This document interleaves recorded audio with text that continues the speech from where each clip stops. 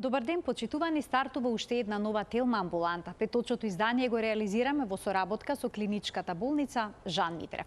Овој пат ќе сепарираме фактите од митовите кај проблемот со спуштените органи како што е спадот на матката. 50% од жените во одреден период од животот ќе искусат некаков пролапс на органите во долниот дел од стомакот, што е пропратено со непријатни, понекогаш и засрамувачки симптоми. За пролапсот на матката денеска разговараме со професор доктор Васил Илиев, специјалист гинеколог акушер, субспецијалист урогинеколог во клиничката болница Жан Митрев. Ќе погледнете блок реклами, а веднаш потоа ќе ги разјасниме сите вистини и заблуди поврзани со овој проблем кој што е чест кај жените.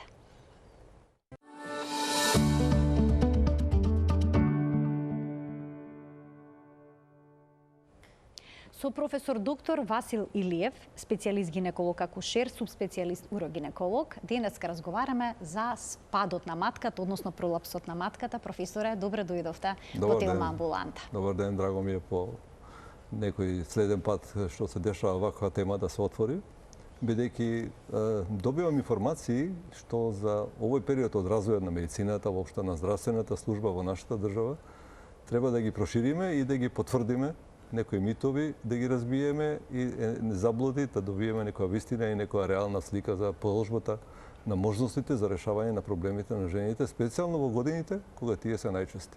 А тоа се тие средни години и малку покасни години. Така, како што споменавте, постојат низа дезинформации.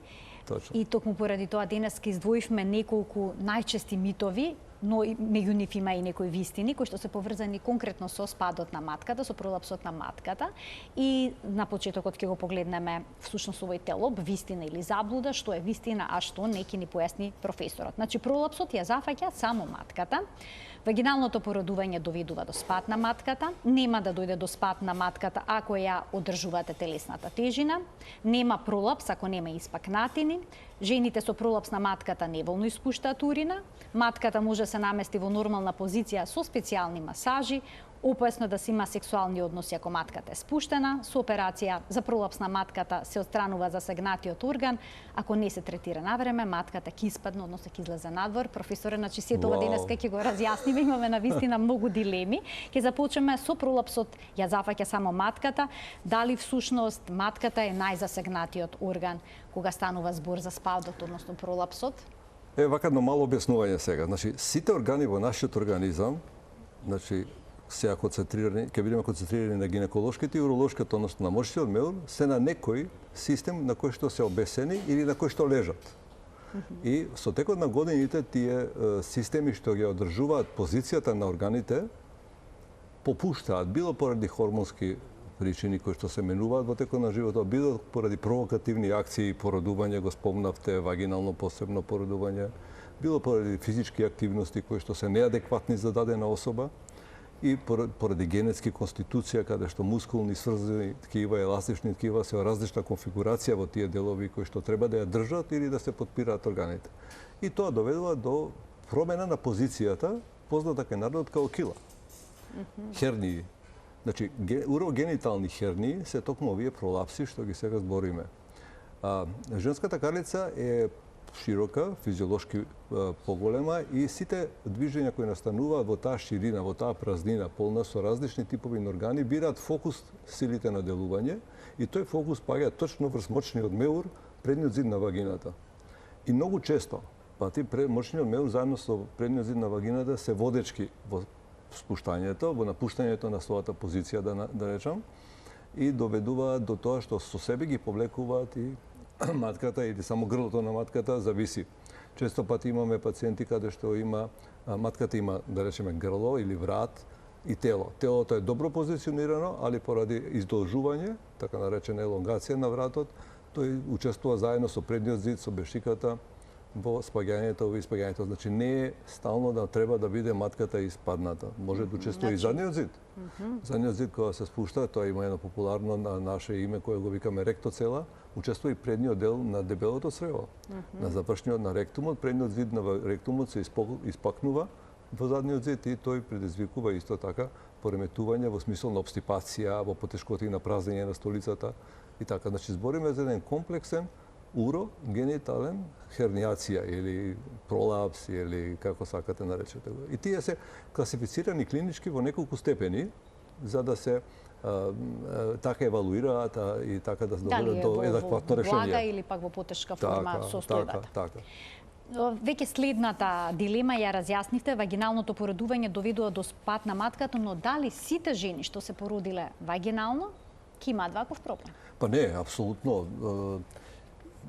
Прво, сите луѓе се разликуваме по конституција, по генетски квалитети на сите скива што ги имаме во себе, онда различни во текот на животот различни големини, односно обезноста. Вие спомнавте дека во тие дилемите обезноста е многу непријатен момент во смисло на тоа што обезноста е централна. Централна значи околу половината и стомачна, да.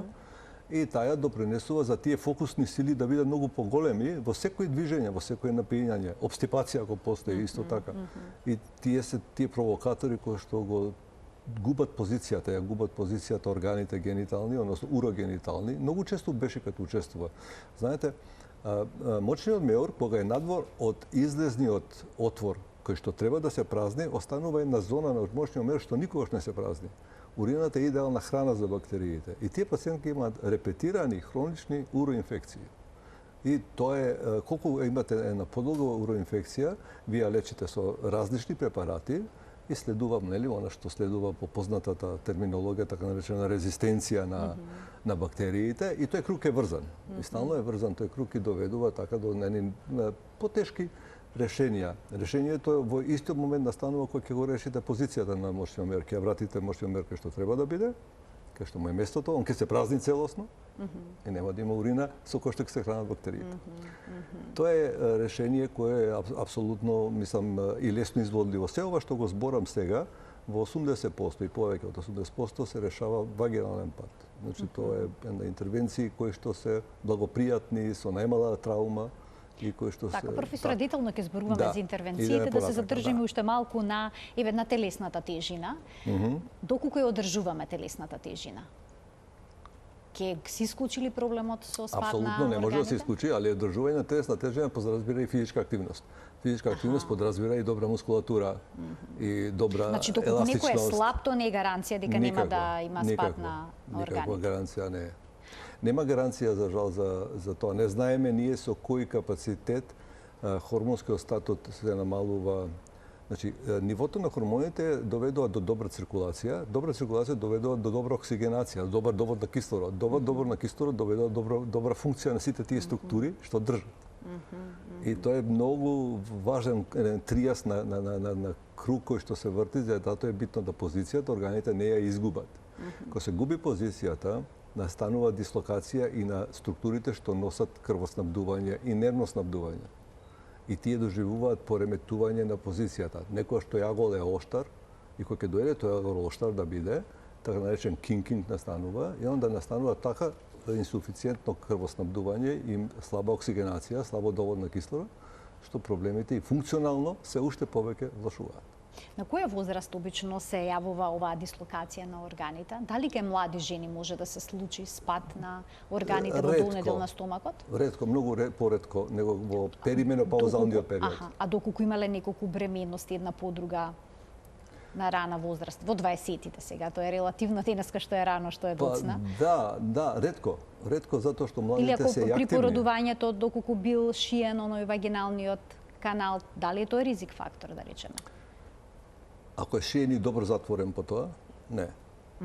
Ето, тука веќе отвараме прашање, друго едно прашање, дали потребата да се каналот вештачки исече, така наречена епизитомија да се прави и така натака, биде потоа добро сутуриран и на време сутуриран, или тоа правење на епизитомија ако закаснило па настанала неволна руптура, викаме неволно кинење на структурите кои што е некоординирано, значи дошло до кинење и на фасцијални структури, на мускулни структури, тие никогаш не биле добро вратени во својата позиција, односно не биле добро сутурирани, тогаш да. Иначе најчесто е во перименопаузалниот период, таму да речеме од 41-2 година до крај на животот, нивото на естрогените се намалува. Да, сениумот е исто така погоден за тоа, нема хормони, нема активност, и обстипација постои многу често за жал и така. Нема пролапс ако нема испакнатини. Односно, жените кои што се жалат на спад на матката, понекогаш забележуваат некакви испакнатини кога одат во тоалет. Мора ли да бидат присутни? Кои се симптомите? Тоа е знак физички кој што го нотираат пациентите. И така и го реферираат баш така како што вие сега го прашавте. Значи, рековме има различни степени на спад.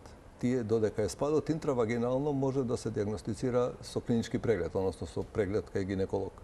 И онда постои така наречена една линија која што ние во струката ја користиме како интерспинум, докај што сметаме дека жена што родила е толерантно и дека нема да има поголеми функционални проблеми доколку спадот е до таа линија. Над таа линија веќе спаѓа во втори степен на спад, по ова класична класификација, каде се уште е интравагинален спадот и пациентката не го нотира.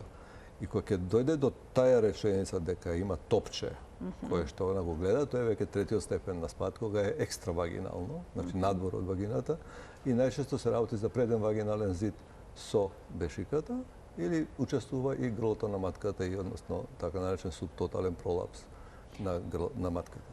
Професоре, кога е спадот интравагинален, како што споменавте, има ли некакви непријатности жената, чувствува ли? Може ли нешто да почувствува дека се случува? Да. Најчесто се болки, нелагодности при подолго движење, стоење, во лумбалниот дел од кичмата, затоа што структури кои што, реков се, висат органите на нешто или лежат на нешто. И сите тие структури имат своји прикрепувања во паравертебралните, значи поред кичмата што се наоѓаат структури кои што одржуваат ја стабилноста на системот.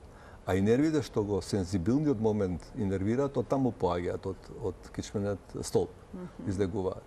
И сите тие напрегања што настануваат ги чувствуваат како нелагодност. Нешто којаш може да има и во текот на сексуалниот живот, може да има провокација на болка повеќе и додека интравагинален. Зборам ова за тогаш кога е изнад интерспинумот, што го спомнав пред малку. Иначе веќе кога ќе помине таа линија, тие симптоми со чести цистити, често мокрење, често нагон за празнење на мочниот меор се повтараат и станува веќе потреба за решение. Така, очигледен станува проблемот и е страшно непријатен, еве тоа е всушност следното што ќе го коментирате. Жените со пролапс на матката неволно испуштаат урина. Споменавте дека имаат чести циститиси, односно воспаление на мочниот меор, но се јавува и уринарна инконтиненција. Секогаш ќе се јави уринарна инконтиненција кога се спушта матката, односно кога се спуштат гениталните органи или не? Сега вака, значи тоа се две комплементарни заболувања. Значи, генитален спад, урогенитален спад и инконтиненција се комплементарни. Зашто се комплементарни? Зашто органите играат заедно, тука се функционираат заедно и пореметување на позициите стално доведува до некои, реков, инервациони проблеми, искрена крвоснабдување доведува до пореметување на крвоснабдување и многу често, дури над 70-80%, пореметена статика доведува до некој степен на инконтиненција, најчест е стресната инконтиненција. Што значи тоа стрес инконтиненција? Тоа значи дека да станува неволен гупиток на урина, на мочка, на мокрача, тогаш кога пациентката кивне, се накашла, побрза, качува скали или дури кога има сексуален однос може да се тоа дешава. Постојат повеќе типови на инконтиненција, ова е најчест и е последица на тоа што сфинктерот, односно затварачот, да речем, на мочниот меур, не е доволно капацитетен во моменти на покачен притисок што настанува во карлицата, да тој притисок го задржи волуменот. Сакам да напоменам нешто, значи, бешиката мочниот меур е мускулен орган и тој треба да се полни, ама да не реагира до адекватен волумен, за да овозможи адекватно празнење, социјално и хигиенски прифатливо место за празнење. Сега упоредите го со срцето. Срцето е мускулен орган, а кога се полни, веднаш се празни. А бешиката има двојно инервација, така наречен аутономен, значи систем нервен кој што не го контролираме ние, симпатичен и парасимпатичен, и кој што ја одржува таа равнотежа на полнење и празнење на мускулниот орган да се полни, а да не се празни во истиот момент. И има еден волен систем на празнење, на контрола. Значи има дупла, да речем, двојна инервациона и е комплициран орган за функција. И затоа постои еден друг тип на инконтиненција, кај што пациентките чувствуваат ургентна потреба за празнење. Значи не може да го одложи моментот на празнење. И трчаат до тоалет. Брзаат, трчаат и многу често и не стигаат до тоалет. И затоа се подложни на носење овие пелени, влошки, како сакате, или пак превентивно, за да спречат тоа и да често да ја празнат мочниот меур. Со тоа, мочниот меур го намалува својот капацитет на полнење, значи комплајнсот му се губи и практично стануваат веќе зависни.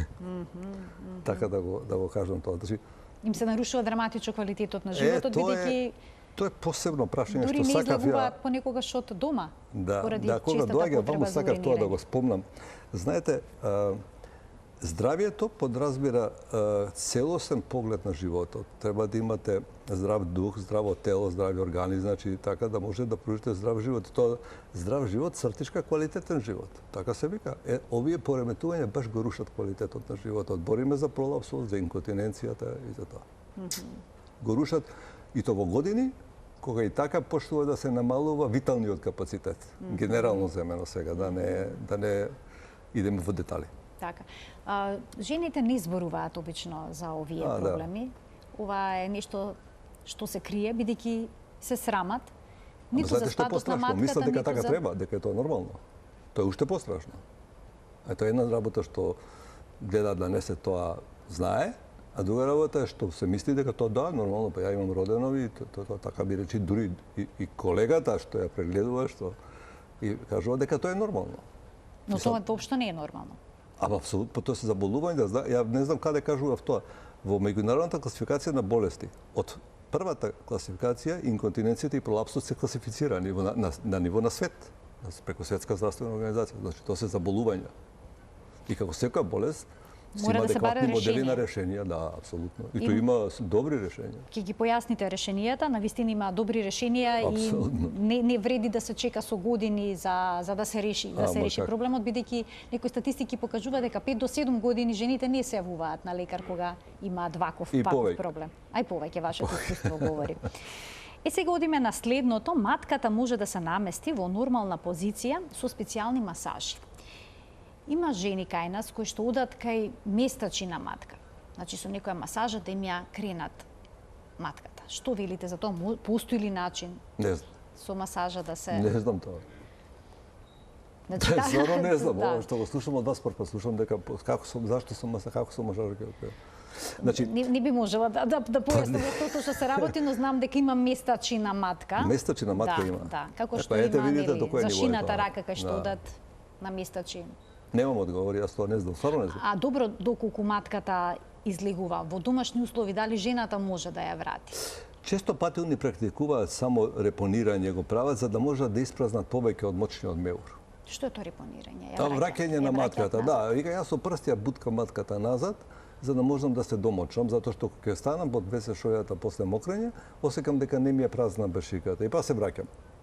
Разбирате? И она самата тоа го прави. Ама тоа го прави во моментот додека е на шоја. После кога ќе почне, ќе се движи, ќе работи, нормален живот треба да тера, тоа пак иде испуштањето пак се репетира и настанува дури често пати поред тоа што настанува триење на епителот од вешот кој што е, нели, настанува десквамација, а во тој период постои атрофични промени на гениталната слузница, поради немање хормони, и таа е многу крта. И многу лесно се направува тие ранички, ние ги викаме декубитус, не знам дали е популарно тоа да се знае. И кога ќе настане тоа, веќе тоа има и сукрвица, има и тоа, и тогаш веќе пациентките доаѓаат, нели, тогаш веќе има аларм. Кога е состојбата драматична. Да. Ја не сакам сега да кажувам, јас има пациентка што до тој степен декубитусот се отворил, што бешиката беше на ивица да се отвори, мислам беше скоро отворен. Страшно. Значи да се реагира на времено, а доколку кај жената има спад на матката, дали одредени активности го влошуваат проблемот? Па да. Активностите кои што се поврзани со физичка активност и каде што постои зголемување на интраабдоминалниот, пелвичниот притисок, дигање на тешки товари. Вие сте виделе, можеби, овие што носат потешки товари, они со колената ги завиткуваат и со колената се исправаат. Да. Тука е товарот Така, товарот на таа мускулатура, а не со кишмениот стоп. Кога се испрема со кишмениот стоп, а нема доволно стомашна мускулатура јака, онда стомакот се надува, се прави поголем волумен и фокусот точно удира на мочниот меор, односно на предниот зид на вагината, на утерусот, на што сакате. Постои модел на вежбање на физичка активност, каде што можете да допринесете, вие веројатно ќе го прашате и тоа За кегеловите вежби. Да, веројатно, тоа е многу популарно. Тоа е добро да се почне од многу рано да се почне, тогаш се добива структурната на мускулната плоча која што го држи карличното дно, односно карличното дно, да биде доволно јака. Има култури, има во светот нации каде што девојчињата од мали уште идат да вежбаат трбушен плес, го викаме ние, тоа се вика карлична гимнастика, во суштина се вика. И тоа е затоа што тие популации, тие народи се многу родни, раѓаат многу. И они научиле, проблемот ги натерал од рана младост да карлично дво го засврстат, за да возможат дотичната особа во својот репродуктивен период да роди многу породувања, а да не се дефектна остана. Кегеловите вежби на каков начин се изведуваат? Треба да се седи, да се лежи? Има многу модели. Името е на човекот кој што ги препорачал прв во литература е запишан. Има и други модели, не мора само кегелови, али така се познати. У суштина се сведува на стегање и пуштање на мускулатурата на ното на карлицата, така да го кажам тоа. И еве, например, практично мократ, пациентката мокри и онда да го прекине мазот, да го пушти мазот, да го прекине мазот, да го пушти мазот. Тоа е стекање, нели? И тоа треба да се прави редовно и многу пати да се прави, не само кога се мокри, кога се седи, вака седите овдека и у кафана сте, нека на работно место сте, можете тоа да го правите, да пробувате. Тоа е стварно корисно, али тоа не го враќа пролапсот назад, него може да доведе до успорување на прогресија доколку има. А доколку е пролапсот во почетна фаза, а мускулатурата се затегне, тогаш може да се вратат многу добро да органите? делува, да. Ако е изнад интерспинумот што го спомнав, може многу корисно да делува, ако ништо друго да не дојде до негово влошување на таа хернијата. А дали седењето, лежењето влошуваат или пак ја подобруваат? Па генерално не е добро многу седење и лежење, нели? Збориме сега не само за као целокупен сабџект, као личност треба да гледаме здравјето е поврзано и со циркулација и со крв, кардиоваскуларен систем и со све, значи делена препорака на 20 минути од седење треба да прошетате барем 2 минути. Значи и прекомерното седење, седечкиот начин на живот, уште еден дополнителен ризик фактор. Па тоа води до обезност, води до обстипација, тоа се тие кругови. Магепсон круг, што би рекле. Да. Продолжуваме понатаму, вели опасно е да си има сексуални односи ако матката е спуштена. Има ли вистина во ова? Не е опасно. Опасно не е, него не е пријатно. Затоа што матката е солиден орган и мочниот меор е тука. И прво може да има болни односи, онда се незадоволителни односи, нели, има потреба од одлагање, избегнување на односи и често пати тоа е проблем. А партнерот може да забележи дека неговата партнерка има... Да, апсолутно. И партнерот може да забележи, ама и самата пациентка реферира. Да речеме пациентката да не е свесна дека го има проблемот. Може ли партнерот да забележи? Болки има, осеќа болки. Болката е сигнал. Има болки, има после односот посебно болки може да има поради промена на позиција, знаете, колку пати ќе се промени таа позиција, па затегање настанува, па сензибилните нерви го имаат пореметено својот пат. И импулсите што ги праќаат и ги враќаат, им биле други во текот на односот и после тоа релаксирани, тоа е стално има референција. Дали жената со спуштена матка може да биде мајка, може да роди дете? Да, значи пациентка што нема завршена репродукција, со спуштена до каде, тоа е сега многу прашање. Ако е спадната целата матка, не може. Али ако е не нека до интроитус или валдел, значи ако збориме за втор степен на спадната матка, да, би требала да заврши репродукцијата и потоа да се реши проблемот на адекватен начин. Следуваат интервенциите, вели со операција на пролапс на матката се отстранува засегнатиот орган. Во кој случај треба да се отстрани матката? Сега, вака, тоа е многу интересно прашање, затоа што постои некое мислење дека ако матката, пациентка доаѓа и вика, мене ми испадната матката, треба да се извади матката. И тоа е шаблон еден кој што постои, кој што за жали многу колеги го зборат така, треба да се извади таа матка, испадната ви матката и така. Значи, ја реков преска, спомнав дека матката има три дела. Има еден дел што е во вагината, има мал истмус или брат и има тело. На телото се наоѓаат структури кои што го држат телото и помагаат доколку вратот и грлото си со нормални димензии остане на својата позиција. Кога ќе настане спуштање на предниот вагинален зид со бешиката, настанува тегнење кое што го издолжува вратот на матката. И во тој случај доаѓа пациентката каде што телото на матката не е испаднато, али затоа вратот и грлото на матката се испаднати. Во тој случај не мора да се ампутира и телото на матката. Зашто е така?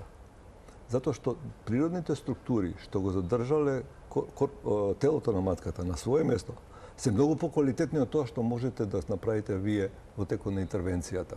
Затоа што год јас да направам, јас морам да употребам некој држач, некој лигамент, некој нешто да го јас на него ставам.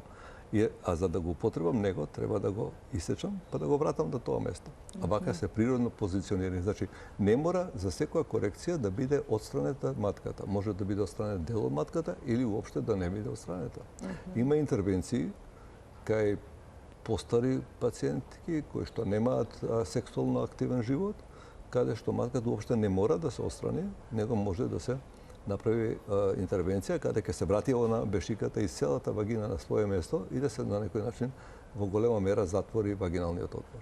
Професоре, некогаш откако ќе биде отстранета матката или пак ќе биде направен некој зафат за да се подигне и да се прикачи на зидот, на стомачниот зид. Жените се жалат на инконтиненција. Им се јавува уринарна инконтиненција. На што се должи тоа? Се пореметува новиот однос, значи кога е спуштена матката прави и бешиката прави агли и прави во тоа учествува аглот, учествува и изводот на мочниот меур према уретрата, према каналот за испуштање на мокрачата. И тој агол го стеснува луменот и така да ние кој ќе го вратиме на своето место, тој се исправа и доколку не се интервенира за решавање и на инконтиненцијата со посебни шавови, со фасции, со така натака, таа може да доведе до инконтиненција. Но инконтиненцијата е специфична пореметување каде што и во светска литература се уште постојат два правца на решавање. И се повеќе во последниот период надвлада овој праве што го заспапуваме и ние и сета англосаксонска литература дека се работи за поттикнување на интрауретралниот, значи за поттикнување, за покачување, за спружување на услови да се зголеми притисокот во мочниот канал. Тоа е малку сега хидродинамика тука, затоа што збориме за еден притисок во мочниот меур и хидродинамиката збори таму кај што е поголем притисок, таму ќе се задржи континенцијата. Ако поголемиот притисок од мочниот меур го биде поголем од тој што е во мочниот канал, тоа ќе дојде до празнење на. Значи тоа се тие закономерности на хидродинамиката. И затоа за решавање токму на таа стрес инконтиненција постои еден златен стандард на решавање кој што го работиме и кој со години веќе во многу години во пракса. Со минимални интервенции се прават каде што постои на предниот зид на вагина 7-8 мм се прави сосема мал отвор и со специјални носачи се поставува една траковидна, лентовидна формација која што се инкорпорира во организмот и токму она овозможува тој интрауретрален, во каналот мочен притисокот да биде стално спремен на тоа зголемување на притисокот, кашлање, кивање во мочниот меур и оно овозможува континенција.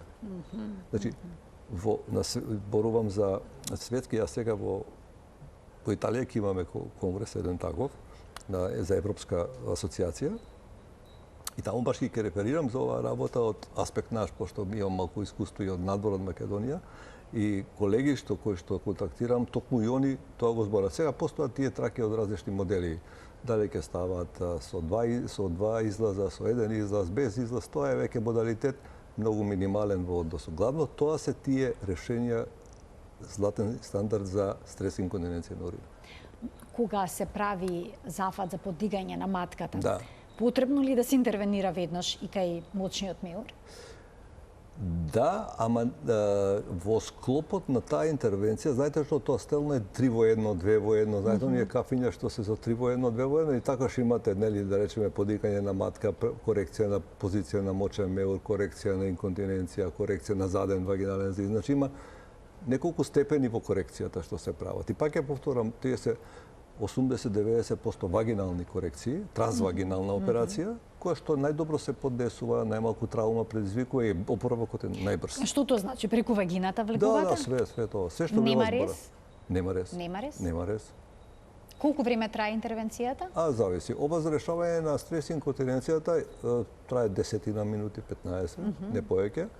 Ова од тие 4-5 што треба да се направат, околу сат време, сат и 15 минути отприлика. Зборам она колку треба хирурго да работи, јас колку треба да работам, иначе пациентката може ќе проведе уште на пола сат повеќе со анестезиолозите, со тие додека. А опоравувањето? Кај мене еден ден е за после стрес инконтиненција, кај мене ќе биде една ноќ. Јутрента ќе си оди. А после овие 4-5 корекции вагинални, другиот ден треба се измобилизира и на тоа си оди, значи 2 дена. Навистина, се. да, краток период, а Апсолутно. се решава еден многу крупен проблем. Само да ги Апсолутно. вклучиме професори гледачите, да им Ајде. дадеме можност да постават прашање во денешната Телма амбуланта. Зборуваме за спадот на матката, но секако и за инконтиненцијата, уринарната инконтиненција, која што е дел од истиот проблем. Како диагностицирате спад на матка во незините почетни фази? Дали со еден обичен гинеколошки преглед можете да потврдите за што се работи? Прегледот е урогинеколошки преглед, значи постои од гинеколошки преглед. И онда изведуваме тестови, значи пациентката се замолува да напне, ние поставуваме, имаме така, значи валви, инструменти едни кои што го потиснуваат задниот зид и се гледа чисто предниот зид и грлото на матката како реагираат на тоа напнување, на тоа валсалва маневар да го прави. И потоа го менјаме позицијата, ставаме инструмент кој што спречува предниот зид да учествува и она повторно кој ќе направи го евалуираме задниот зид и предниот зид на ректумот како се позиционираат. Во однос на интерспинум тоа веќе со искуство се знае каде интерспинумот, а и може и да се осети многу често пати. Значи не може при обичен гинеколошки преглед, потребно е урогинеколошки Тоа преглед е да биде најдобро изведен? затоа што во исто време се поставува и најдоброто решение. Обично тоа е предоминантно проблематика што 99% ја решаваат урогинеколози и веднаш на тој преглед завземате и став, ова ќе биде решено најдобро со тоа, тоа и тоа и тоа. Значи, потоа се прават стресови за инконтиненција, нели? Пациентката ако има 150 кубика урина во себе, тоа се проверува ултразвучно дали има. Онда се тера да кашла и онда се гледа тоа губитокот. Многу често пати се гледа губитокот. Може да го направи во лежачка положба, може да го направи во стоечка положба. И онда анамнезата е многу важна. Анамнеза значи земање на податоци од пациент. Значи таа да објасни што точно се случува. Апсолутно. Тоа како што пациентката ќе интерпретира, тоа е најголема придобивка во текот на испитувањето, затоа што она е чим дојде да бара помош за решавање на проблемот, тоа ги знае сите детали кои што не можете да ги вие докучите во текот на целиот. А на кои детали обично се задржувате? Што вклучува прашалникот од страна на урогинекологот? Чести уроинфекции, подмочување често, морам да носам влошка, не можам се движам, не можам физичка активност да обавам и пореметен работниот процес, морам често да идам во тоалет. Има различни сега тие навечер станувам да мокрам или кога ќе станам дали треба да брзам, не треба да брзам, стигам, не стигам. Имам многу така работи кои што се битни да се дознаат. Доколку забележите дека проблемот со спуштената матка е во почетна фаза, што и се советува на пациентката? Ако е во почетна Ведно фаза, зафат? Не, тоа не мора да иде одма на зафат, едноставно ако е обезна да намали килажа, обстипацијата да ја реши, да биде физичка активност, може тие таkozvani Кегелови вежби да ги практикува и редовни контроли. тоа би било сасвим доволно да таа почетна фаза се одржи и да се може и да се спречи понатамошен прогресија, знаете, ако ништо да не се спречи, onda ќе се одложи. Има тука наследност некаква доколку... Апсолутно, рековме генетика, јас кога ви генетиката е говорев, да. клучна.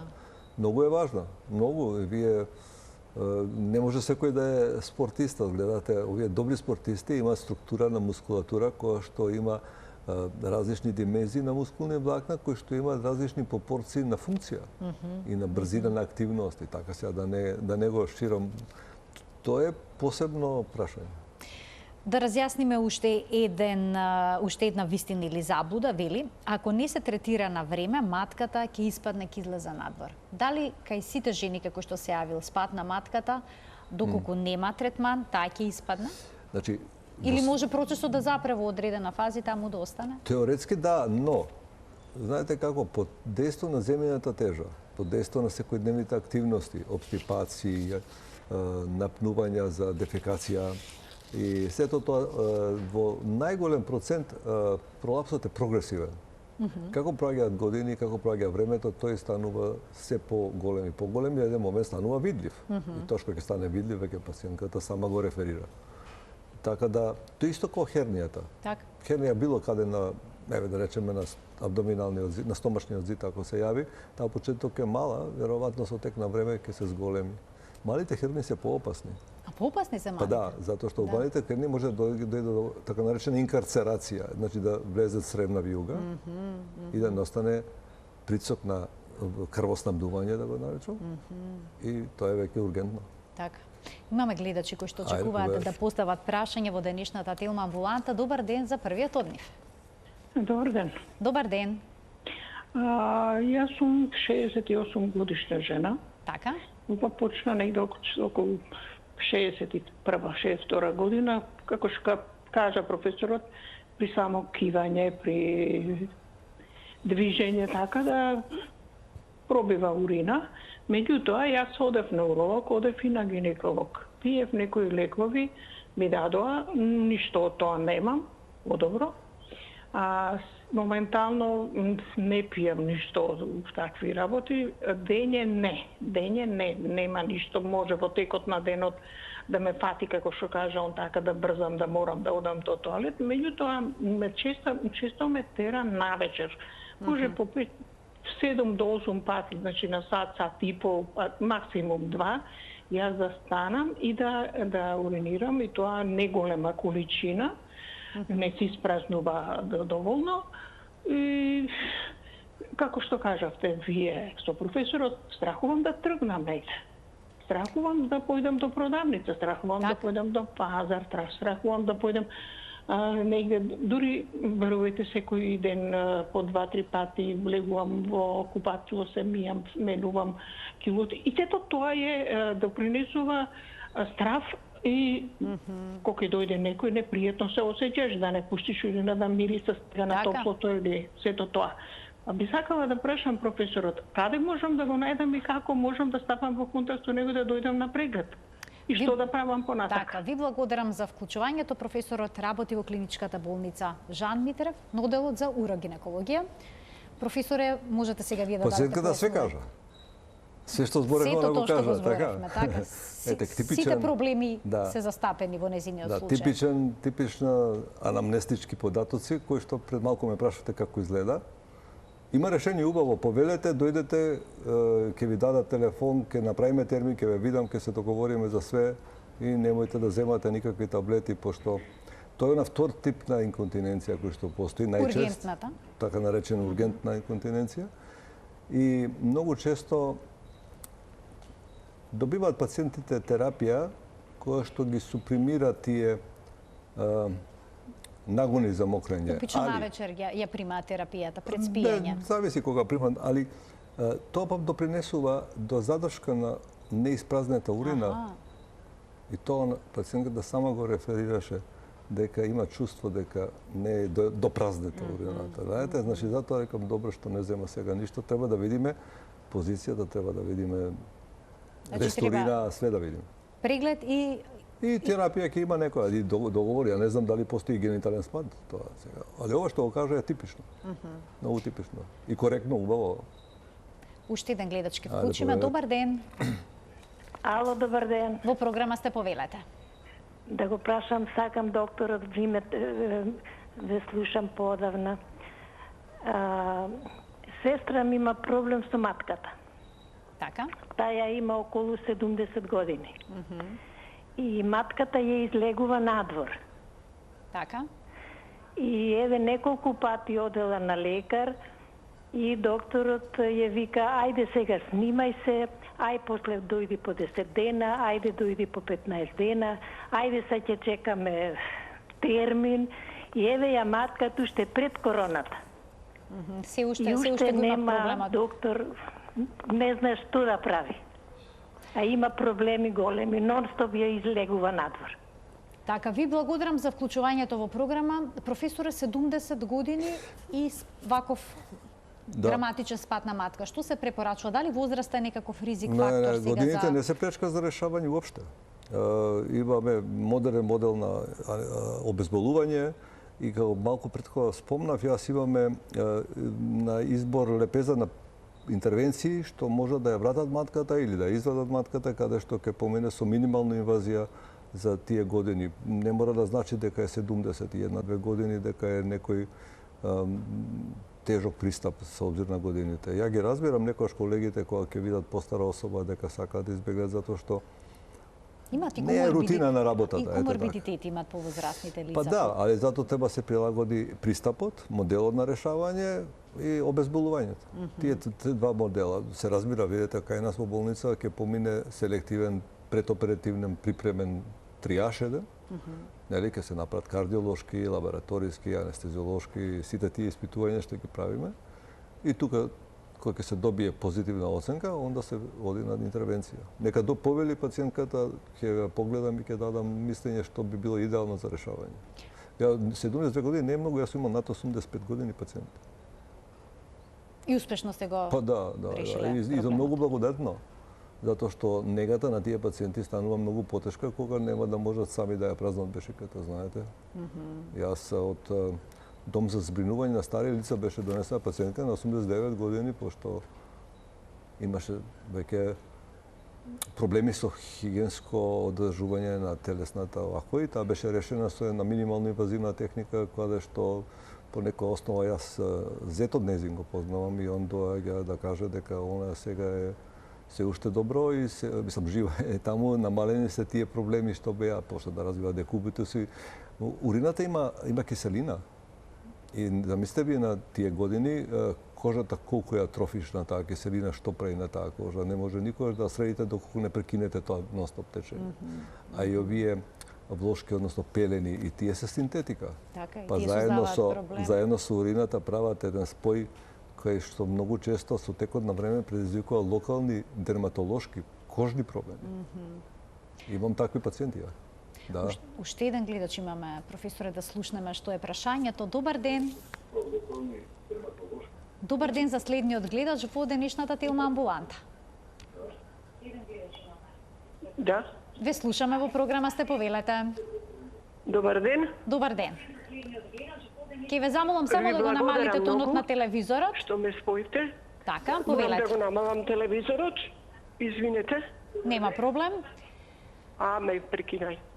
Така, сега ве слушаме одлично, можеме нормално одлично. да комуницираме. Повелете. Ви благодарам многу поздрав до вас и до докторот. Благодарам. Имам 76 години, сум витална, немам тежина, вака средна, можда и слаба да се каже. Ама мокрењето ми е проблем невиден.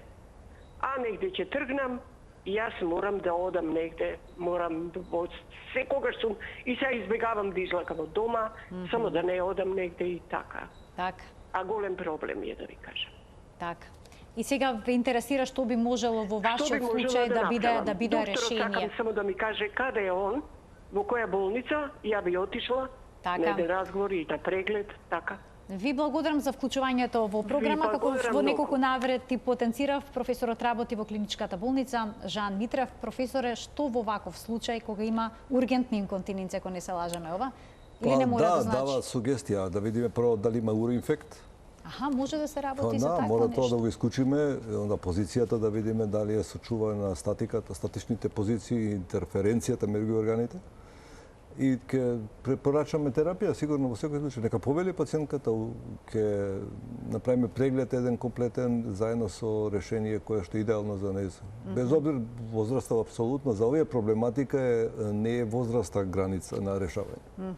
И не е никогаш контраиндикација. Сем во изузетни случаи, што еве ја на толку години кариера, скоро да не сеќам да имам случај каде што било контраиндицирано решавање. Контраиндицирано решавање би можело да биде тогаш кога има некоја витално загрозувачка друга проблематика, па оваја се остава за после. Тогаш би било тоа. Но ова е нешто што би можело да се реши кај секоја жена која што се соочува со ваков проблем. Со добра припрема, со добар избор на метода за решавање и реков безболување кое што е најадекватно за возраста. Така постојат различни модели. Па мислам во болницата кај што работам, нели во Жан Митрев клиника имаме стварно услови за да го тоа добро реши.